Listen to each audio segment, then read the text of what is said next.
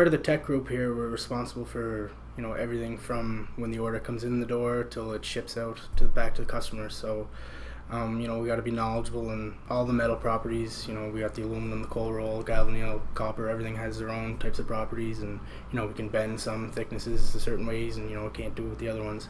And we got to know everything about the fasteners and the hardwares and everything that we're putting into these sheet metal enclosures or brackets or panels or whatever it may be. We're responsible for making sure that all the hole sizes are correct, and making sure that when we bend these pieces of sheet metal that there's nothing too close that's gonna stretch when we bend it. That's another one of our big rules is you have a minimum bend distance to an edge. So we have all these different gauges of material, and we got all these different kinds of tools, and we got to be able to come up with solutions that satisfy both our customers' needs and our manufacturing processes. But we got to be able to communicate clearly with customers. That's a big thing here. We do a lot of email back and forth, but you got to be able to talk on the phone with the customer clearly, and you got to be able to communicate what you're trying to convey. So when we're conferring with the customer back and forth, we have to be able to come up with a design that'll satisfy both their needs and our manufacturing processes. When we take these jobs, a customer sometimes will have a design. Sometimes he'll have CAD files, and sometimes he won't. So that's our starting point. A customer will have a design which he'll send us his CAD files, and we'll go from there. If not, then we'll do what we call a design service job, and that means that we're basically taking time to design this part around the customer's requirements. And he may have a PCB board dimension that we might have to build around, or certain dimensions that we have to watch for, but other than that, we're basically designing the enclosure around his parts. So the tech department will take the design, they'll scrutinize every detail of it. They'll basically make what we call a final material plan, which is essentially just a large bill of materials. So it'll have all your material, all your PEM callouts, the number of cutouts, like the major dimensions, everything like that. So we'll enter that into our system on our final material page. So what that does is that has basically a whole overview of this job that we're going to work on. So when the customer is satisfied with this quote, it'll come across our system as a job. We'll take ownership of it. So once we do all this stuff and we check it all over, and we make sure everything's good, and we'll take it and we'll update our bend numbers. We'll give it a bend radius and a K factor, and we'll pick what tooling we want to use.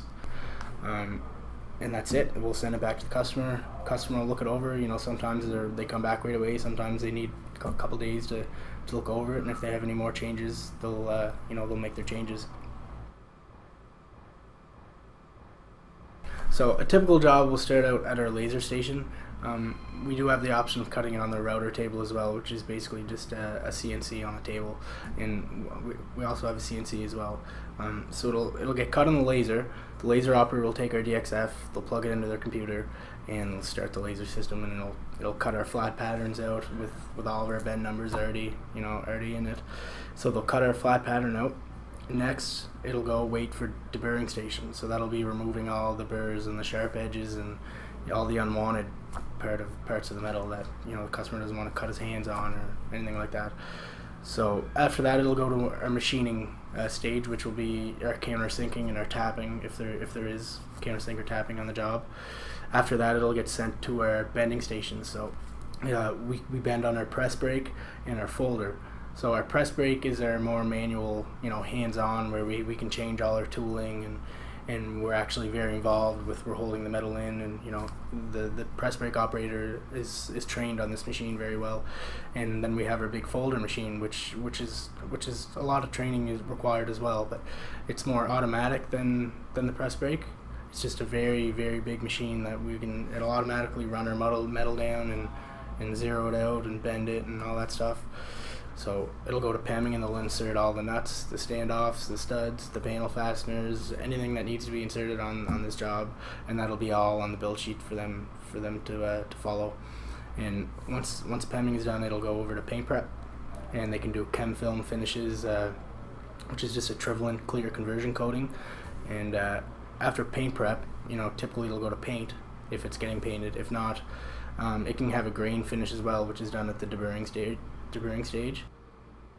So once a part is painted, it'll go to our graphics department, And once the graphics are applied, it'll head straight to our assembly team, and that's the final stage in our process. Our assembly team will take each part of the job, whether it's an enclosure which has 4 parts to it, or a panel which has to be fastened to another panel.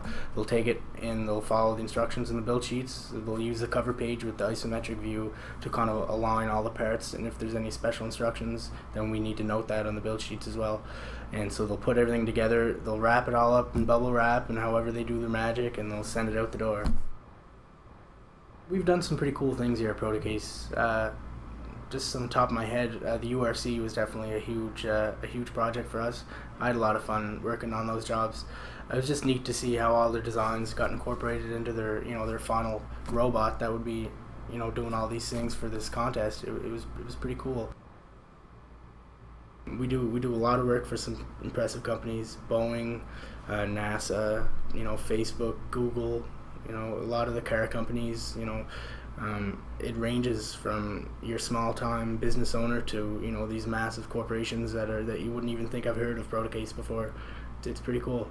So overall, my experience here at ProtoCase has been very pleasant. I'm looking forward to every single day coming in here and doing a different job for a different company. You rarely ever do the same job twice. It's nice to have a variety in your job. You're never sitting there staring at your screen, monotonously clicking buttons over and over.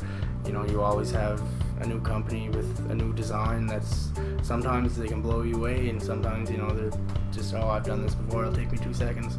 But I think ProtoCase is definitely a spot where people of our discipline can apply their skills in a manner that's not going to have you bored sitting at your desk all day, and always being involved in some form of design or another with some kind of company.